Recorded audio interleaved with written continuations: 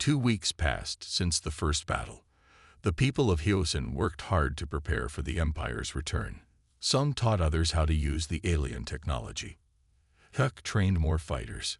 Ta used the captured Empire ships to visit other Korean colonies and bring back supplies and volunteers.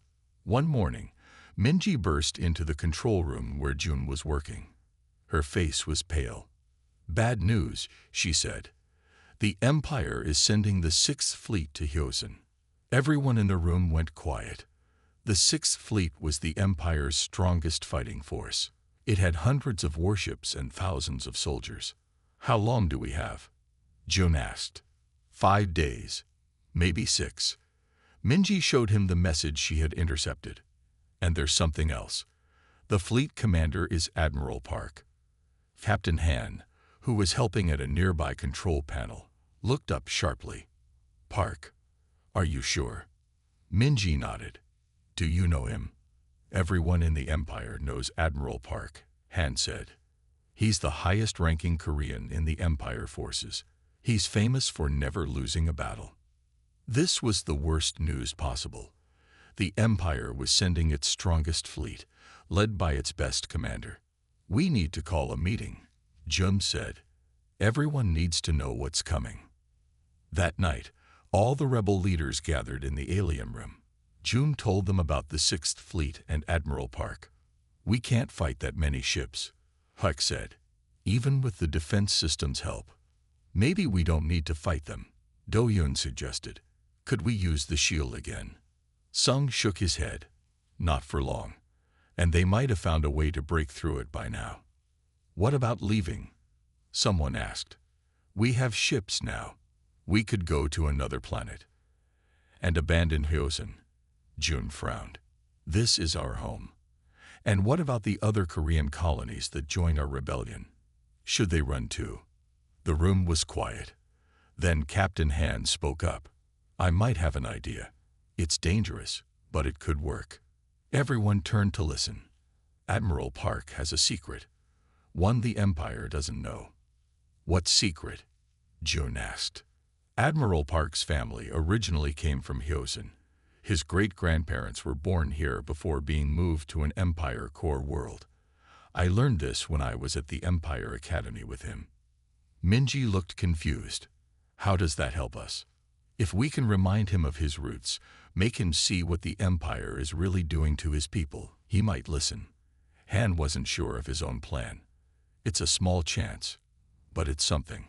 "Even if he did listen, he still has orders," Huk pointed out. "The Empire doesn't forgive officers who don't follow orders." "Then we give him a better option," Jun said. "An idea forming. What if we make it look like he destroyed us, when really he helped us?" Everyone started talking at once. The plan was risky. Very risky. But it was the only hope they had. Over the next 5 days, they prepared. Jun and Sung worked on a special program for the defense system. If their plan failed, they would need every weapon they had. On the 6th day, the 6th Fleet arrived. From space, Hyosin must have looked small and weak compared to the hundreds of massive Empire ships that surrounded it. A message came from the fleet. "This is Admiral Park of the 6th Fleet. You have 24 hours to surrender. After that, we will destroy your planet." Jun looked at Han. "Can you get me a private channel to speak with him?" Han nodded and worked on the communication panel. After a few minutes, he succeeded. "Admiral Park," Jun said when the connection was made. "Before you destroy us, there's something you should know about your family, about Hyosin, and about what the Empire is really doing to the Korean people." There was a long silence. Then Admiral Park's voice came through, curious despite himself. "I'm listening." The shield around Hyosin held strong for 3 days. The Empire ships tried everything to break through, but nothing worked. Inside the shield, the people of Hyosin were busy. Jun and Sung spent all their time in the alien room, learning how the technology worked. They found that the defense system could do more than just shield the planet. "Look at this," Sung said, pointing to a screen showing small objects floating near the planet. "These are small ships, part of the defense system.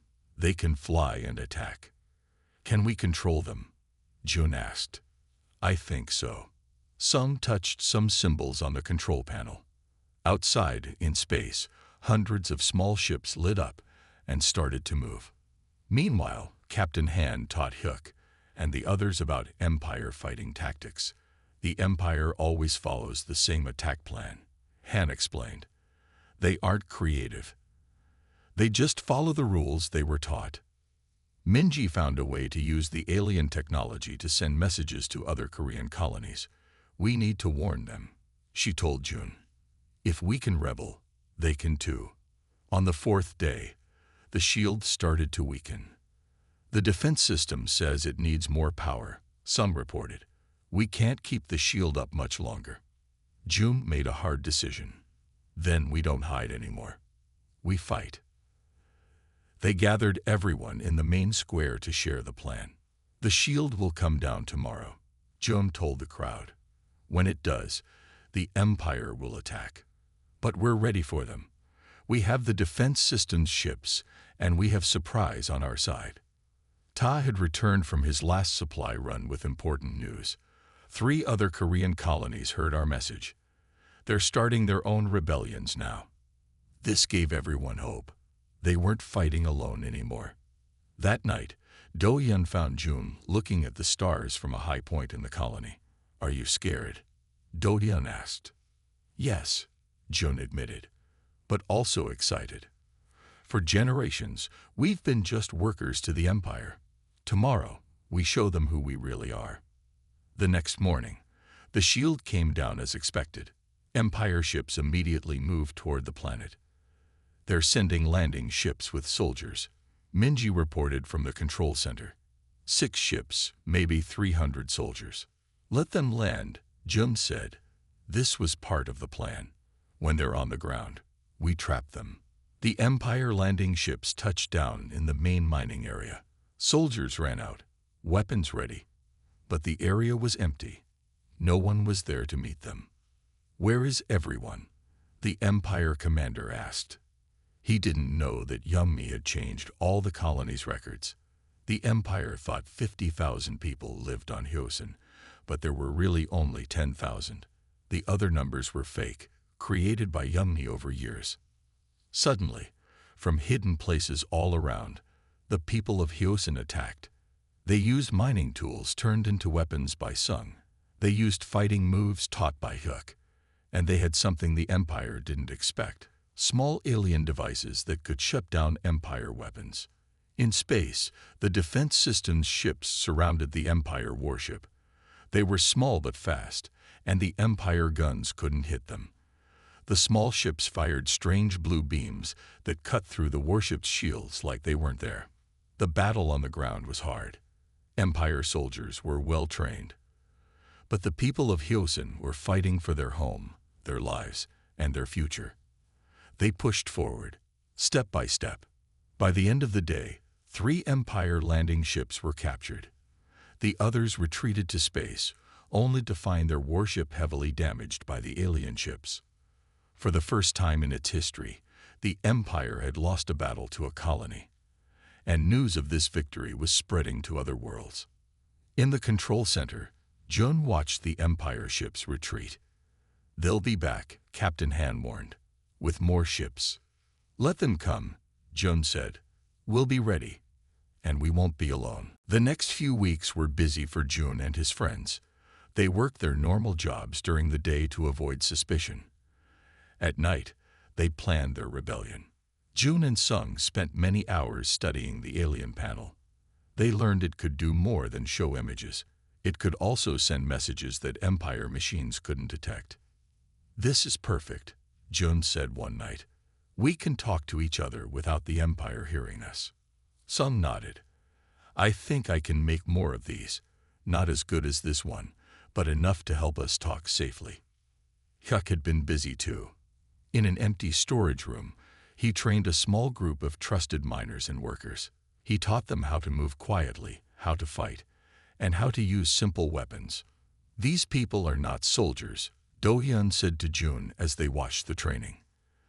They don't need to be, Jun replied. We're not fighting a war. We just need to take control of the colony. One day, a tall man with a friendly face came to Jun's workshop. I'm Tai, he said. I run supply trips between Hyosin and other colonies. Jun was careful. What do you want? Hyuk sent me. Said you might need someone who knows how to move things without being noticed. Ta smiled. I'm very good at not being noticed. Jun decided to trust him. We need to find out about other colonies. If the Empire plans to destroy Hyosin, they might plan the same for other places. Ta nodded. I can ask around. Carefully. That same week, Jun met Youngmi. She was quiet and serious, and worked with numbers in the resource office. She tracked how much ore was mined and where it went. The Empire doesn't care about us, she told Jun. The numbers show it. They take more each month but send less food and supplies. Can you help us? Jun asked. Youngmi smiled. I already am. I've been changing the numbers in the reports, making it look like we're mining less than we really are. They think Hyosin is running out of ore faster than it really is. Why would you do that? Jun was surprised. So they'll leave sooner, she said. But now I know they don't plan to just leave. Minji kept finding information from the Empire's messages. One evening, she ran to find Jun with important news. The Empire is sending inspectors next month, she said. They want to check our mining progress. This was both good and bad news. Inspectors might find out about their plans, but it also gave them a chance to get important information. We need to get their security passes, Huck said when he heard the news. With those, we can access Empire ships and systems. Sung had an idea. I can cause a power problem when they're here. Nothing big, just enough to let us copy their security information. Jun nodded. That could work, but we need to be careful. If they suspect anything, they might speed up their plans for Hyosin. Over the next month, their group grew larger. 20, then 30, then 50 people joined. All worked in secret, knowing the risk. They met in small groups, never all together. Safety was important. Tae returned from his supply runs with interesting news. You're not alone, he told Jun. Other colonies are angry too. The Empire treats them the same way. Can they help us? Jun asked. Ta shook his head. Not yet. They're scared. But if they see us succeed, they might join.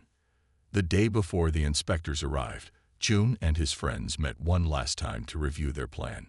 If we get their security information, what next? Do-Yun asked. Then we find the alien room deep in the mines, Jun said. The panel shows it's filled with technology. Technology we can use to fight back. And if we don't find it? Minji asked. Jun's face was serious. Then we still fight, because the Empire plans to kill us all anyway. As they left the meeting, they didn't notice the small camera in the corner of the room, a camera that had just been installed by Captain Han, the Empire security officer who had just arrived on Hyosin. The next morning, everything changed. The rebels had to move quickly. The supply ship with extra security was coming in just 12 hours. We need to find that alien room now, Jun told everyone at their emergency meeting. We'll use the security codes Minji copied, plus the information Captain Han gave us. Fuck looked worried. Can we trust Han? We don't have a choice, Jun said. If he wanted to catch us, he could have done it already. They split into 3 groups. Jun, Do-Yun, and Sung would go deep into the restricted mining area to find the alien room. Minji and Youngmi would stay in the control center to watch the Empire's communications and help guide them. Hyuk, Tai, and 20 others would prepare to defend the colony when the fighting started. Using the stolen security codes, Jun's group entered the restricted area easily. They took a small mining cart down a narrow tunnel that went deeper than any of them had been before. The alien panel shows the room should be about 1 kilometer ahead, Jun said, checking the small copy of the map Sung had made. The tunnel got darker and narrower. The air was hot, and hard to breathe. Finally, they reached a dead end. "There's nothing here," Do-hyun said, disappointed. June studied the wall carefully. "No, look. The rock type is different here. I think this wall was built to hide something." Sung scanned the wall with a device he had made. "There's a big empty space behind it," he said. "And I'm picking up the same energy type as the alien panel." They set up small charges to break through the wall. When the dust cleared, they saw a large metal door with the same strange writing as the panel. "How do we open it?" Do-hyun asked. June took out the alien panel and pressed it against the door. The symbols on both began to glow, and slowly the door slid open. What they saw inside made them stop and stare. The room was huge, much bigger than it should be. It was filled with rows and rows of machines, all softly glowing with blue and green lights. "This is amazing," Sung whispered. "This technology is far beyond what the Empire has." In the center of the room was a raised platform with what looked like a control panel. June walked up to it and placed the alien panel in a slot that seemed made for it. Suddenly, the whole room hummed to life. A voice spoke in a language they didn't understand, then switched to basic Empire language. "Welcome, descendants. The defense system has been waiting for activation." "What is this place?" June asked. "This is the Planetary Defense Center," the voice replied. "Created by those you would call the architects, left for their children." "We're not their children," Do-hyun said, confused. "Your genetic structure indicates partial matching. The architects merged with early human settlers on this world.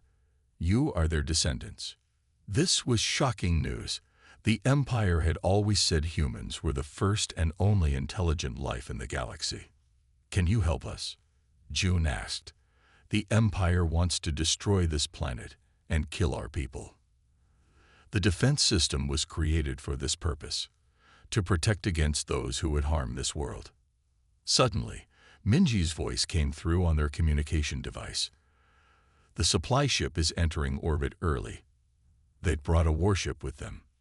"We need to act now," June told the voice. "Can you shield the planet?" Initiating planetary defense shield. Outside, in space, the Empire ships approached Hyosen. On their screens, everything looked normal. Then suddenly, the planet seemed to vanish. "What happened?" The Empire commander shouted. "Where did the planet go?" On Hyosen, people watched in amazement as a transparent dome appeared in the sky above them.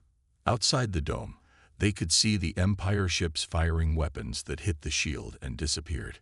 "The defense system has hidden us and is protecting us," June explained to the confused colonists. "But we still need to fight. The shield won't last forever." Captain Han, who had joined them at the control center, looked at the screens in amazement. "The Empire has nothing that can fight against this technology. This is your chance." For the first time in 3 generations, the people of Hyosen felt hope. The rebellion had truly begun. The Empire inspectors arrived in 3 large ships. Workers stood in straight lines as the officials walked past them. Captain Han led the inspection team. He was tall with sharp eyes that missed nothing. June watched from his workstation, trying not to look nervous. The plan was ready. Some would cause a small power problem when the inspectors visited the main control room. During the confusion, Minji would copy their security codes. "Engineer, show me your mining equipment," Captain Han said suddenly, looking straight at June. June's heart beat faster. Did Han know something? He led the captain to his drilling machine and explained how it worked. "You seem smart for a colony worker," Han said. "The Empire could use people like you in better places than this rock." "I'm happy here, sir," June answered carefully. "My family has been here for generations." Han looked at him for a long moment. "Family is important. I understand." Later that day, the inspection team reached the control room. June gave Sung the signal. Right on time, the lights flickered and went out. Emergency lights came on, casting red shadows everywhere. "What happened?" an inspector shouted. Just a power surge, sir, Sung said, looking worried. Happens sometimes in the mines. We'll fix it right away. While everyone was distracted, Minji moved near the inspectors. She held a small device Sung had made that could copy security codes from the badges each inspector wore. The plan worked perfectly. When the power came back on 5 minutes later, Minji gave Jum a small nod. They had the codes. That night, Jum couldn't sleep. Tomorrow they would use the codes to enter the restricted mining areas. They would look for the alien room the panel had shown. Everything depended on that. A knock on his door made him jump. He opened it slowly, ready to run if it was guards. It was Captain Han. "May I come in?" Han asked quietly. Jun had no choice. He stepped aside. Han looked around the small room, then pulled out a small device. He pressed a button, and a soft buzzing filled the air. "Now we can talk," Han said. "This blocks listening devices. What do you want?" Jun asked, trying to sound calm. "I know what you're planning," Han said. Jun felt cold fear grip him. "I saw your meeting through my camera. Are you here to arrest me?" Jun asked. Han shook his head. "No, I'm here to help you." Jun couldn't believe what he was hearing. "Help us? You're an Empire captain." "I am. But I'm also Korean like you." Han sat down on the only chair in the room. "My real name is Hoon. I changed it to Han when I joined the Empire forces. I thought it would help me fit in." "Why would you help us?" Jun was still suspicious. "Because I've seen the Empire's plans, not just for Hyosin, but for all Korean colonies." Han, or Hoon, looked tired suddenly. "They call it cultural streamlining. They're removing all non-essential cultural groups. They're killing us all." Jun felt sick.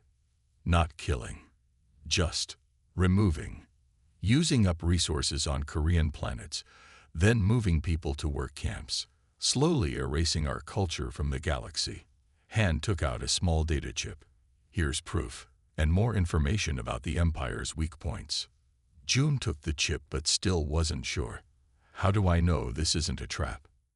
"You don't. But tomorrow, a supply ship will arrive with extra security forces. They're not here for inspection. They're here because the Empire suspects something is happening on Hyosin." Han stood up. "You don't have much time." "Why tell me this? You'll be killed if they find out." Han smiled sadly. "When I was young, my grandmother told me stories about Earth, about Korea, about people who stood up for what was right, even when it was hard. I want to be one of those people." After Han left, Jun called an emergency meeting. They had to change their plans. Now they had less time, but also more help than they expected.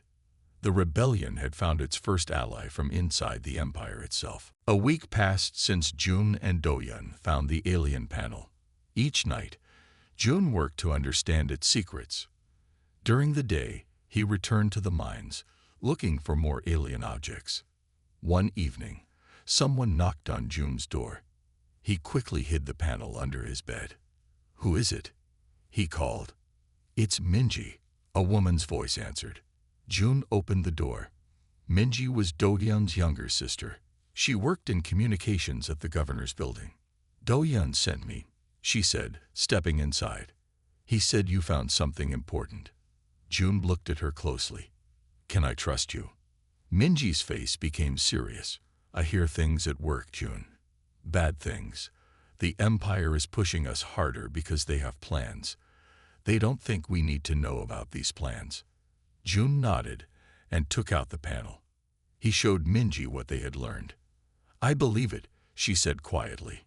"Last week, I sent messages about supply needs for next year." The reply was strange. They only approved supplies for 8 more months. 8 months. Jun's eyes widened.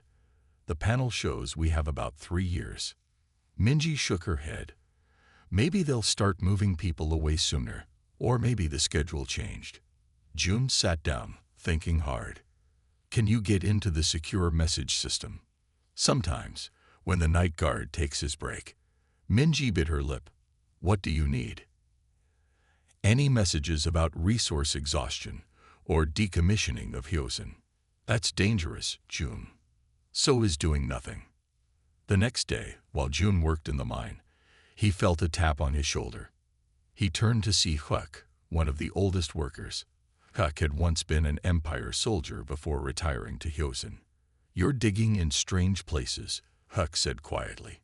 June felt fear rise in his chest. Had someone seen him looking for more alien tech? "Just following the ore," June said.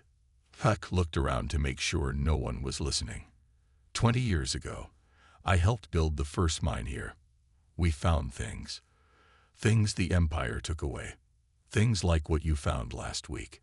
"How do you know what I found?" June asked. "Do-hyun talks in his sleep. His sister told me." Huck's face was stern. "If you're planning what I think you are, you need help." That night, Huck brought June to meet someone. They walked to the far edge of the colony, to a small workshop. Inside was Sung, a quiet man who fixed the colony's machines. "Show him," Huck said. Sung nodded and moved a large box. Behind it was a hidden door. They went down a narrow hallway to a room filled with strange tools and parts.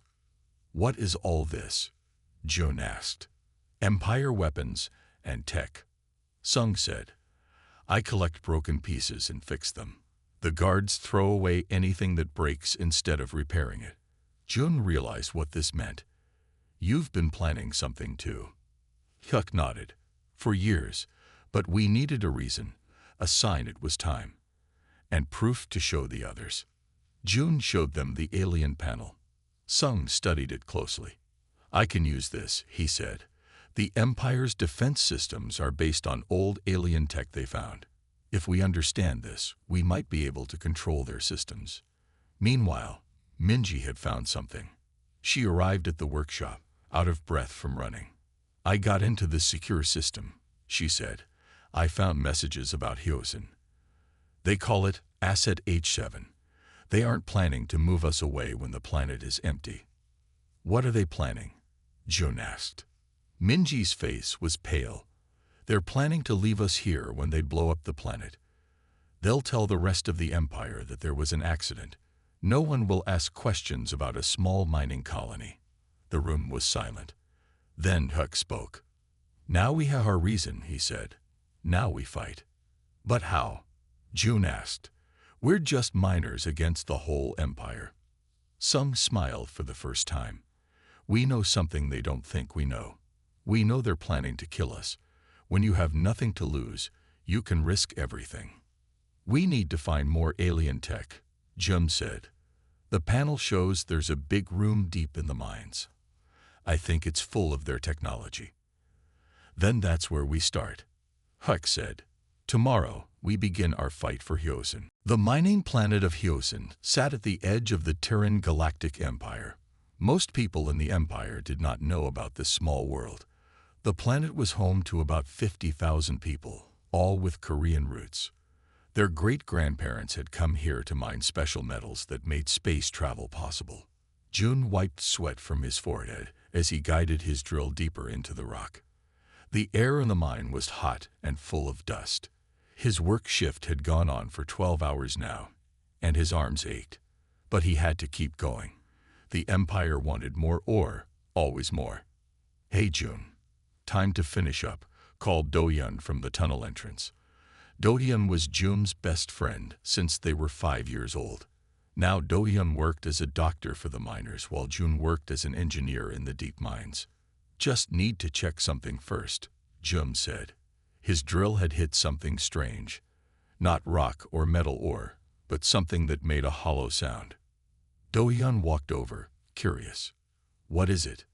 "I don't know." June switched his drill to a lower power and carefully cut around the object. What he saw made him stop breathing for a moment. It was a smooth metal panel with strange writing on it.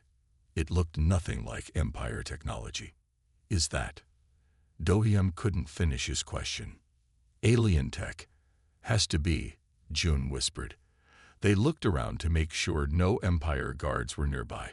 Finding alien technology was rare and important. The Empire took all such finds and punished those who kept them secret. We should report it, Do-yun said, but he didn't sound sure. Jun shook his head. Not yet. Look at these symbols. They look like the old writing in the cave paintings up in the North Hills.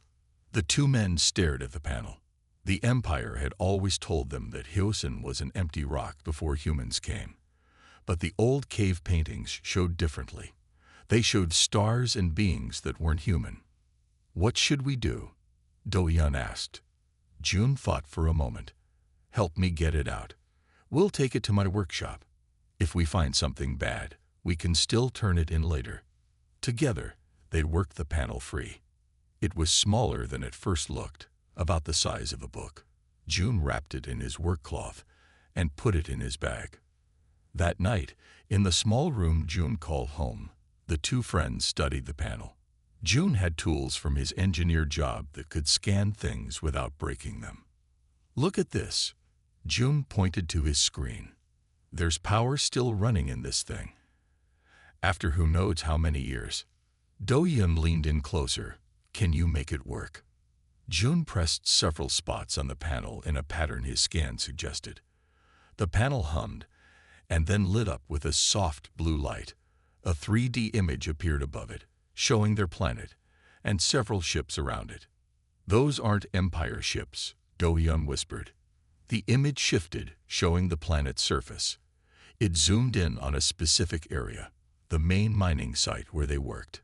The image changed, showing the planet cut open like in a diagram. Deep below where they had been digging today was a large chamber. I think this is some kind of map, Jun said, his voice shaking with excitement. A map to something important. The panel suddenly showed new images. Empire ships arriving, firing weapons at the planet. It showed people being taken away. Is this the past or the future? Do-yun asked, his face pale. Jun studied the star patterns in the image. This hasn't happened yet. Look at the star alignment. This is about 3 years from now. The last image the panel showed was the planet breaking apart. They're going to destroy Hyosin when they're done with it, Jun said. His hands were shaking now. Do-yun stood up, his face firm. We need to tell people. We need to do something. Jun nodded slowly. Yes, but we need proof first, and a plan. He looked at the alien panel. I think there's more where this came from, and I'm going to find it.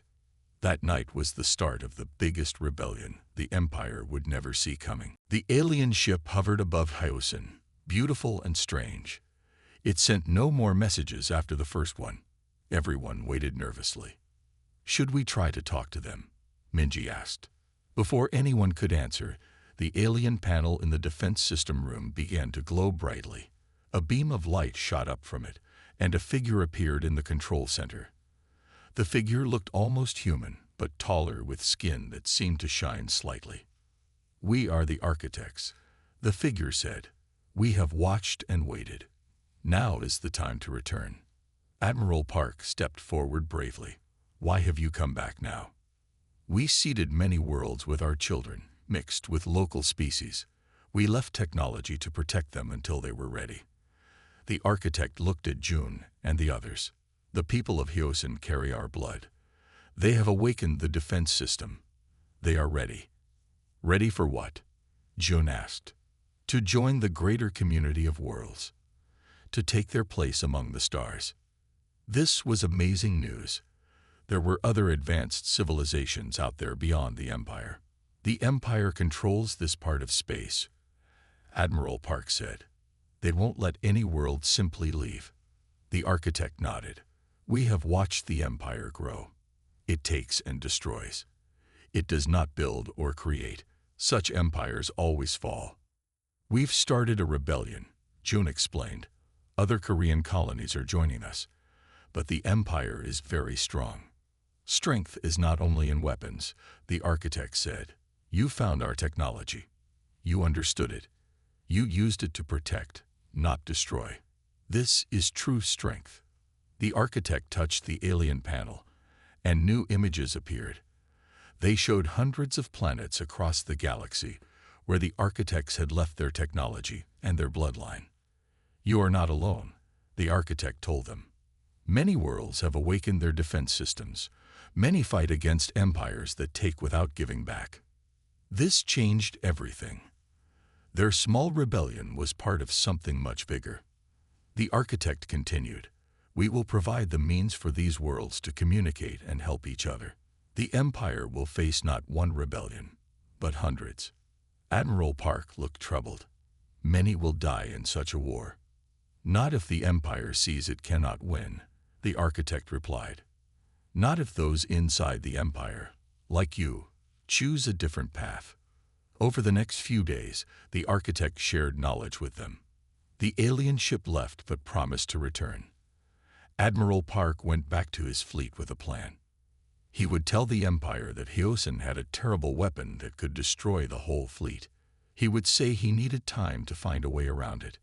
This would give the rebellion time to grow stronger.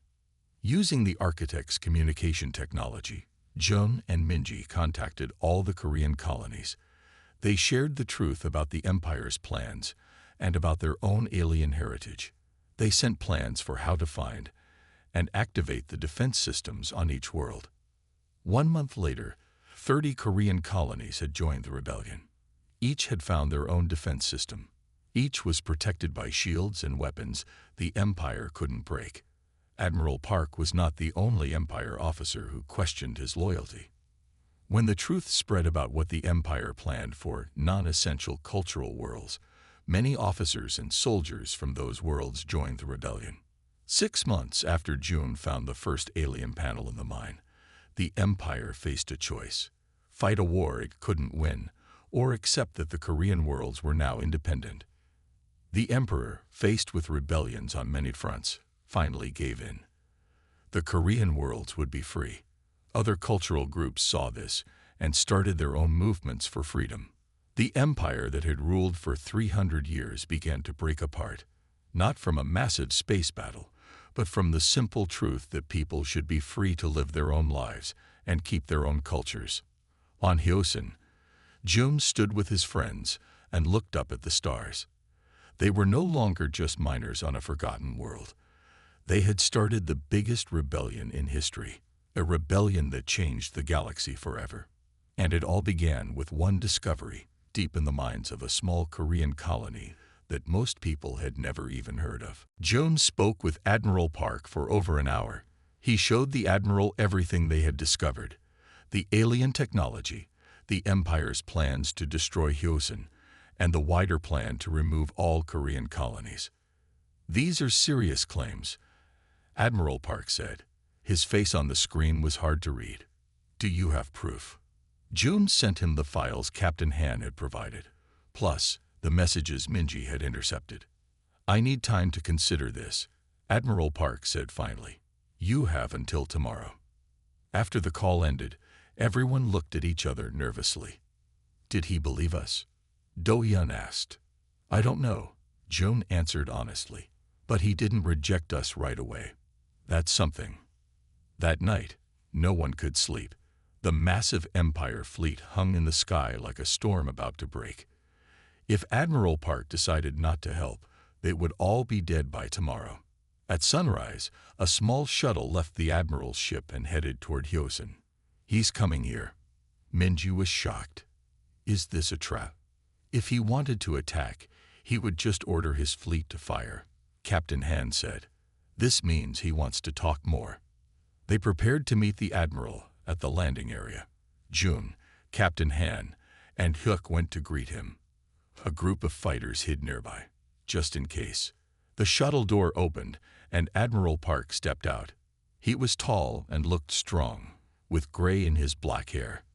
His uniform had many medals. He brought only 2 guards with him. "I want to see this alien room myself," Admiral Park said without any greeting. June led him to the room deep in the mines. Admiral Park studied everything carefully, asking many questions about how the technology worked. "You know," he said finally, "when I was a child, my grandmother told me stories about Hyosin. She said our family came from here, but I never believed her.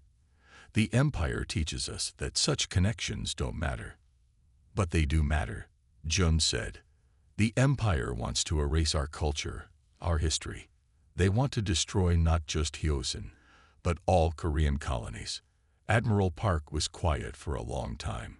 Then he said, I've studied the files you sent. They appear to be real. He looked troubled. If what you say is true, then the empire I've served my whole life is not what I thought it was. So will you help us? Jun asked directly. Admiral Park looked around the alien room once more. I can't openly join your rebellion. The empire would kill my family back home. He took a deep breath. But I can give you time. Make it look like I'm fighting you while actually helping. Relief washed over Jun. This was more than they had hoped for. Here's what we'll do, Admiral Park explained. I'll report that Hyosin has a powerful alien weapon. I'll say I need to study it before attacking. This gives you time to prepare and warn other colonies. How long can you give us? Huck asked. A month. Maybe 2. The Admiral's face was serious. But you need to know something important. The Empire is already suspicious of rebellion spreading. They're watching all Korean colonies closely. Is there any way to protect them? Jun was worried about the other planets that had joined their cause. Yes. The alien technology you found here, can it hide things from Empire sensors? When Jun nodded, Admiral Park continued, I can provide transport codes. You could send this technology to other Korean colonies. Before they could discuss more, Minji's voice came through on Jun's communicator. Jun, something strange is happening. There's a ship approaching that's not from the Empire fleet. It's different. They rushed to the control center. On the main screen, they saw a ship unlike any they had seen before. It was smooth and seemed to flow like water as it moved. The defense system is sending a message, Sun reported. It says, the architects have returned. Everyone stared at the screen in shock. The aliens who had built the defense system, whose blood ran in the veins of the Hyosin people, had come back. The rebellion was about to change in ways no one could have predicted.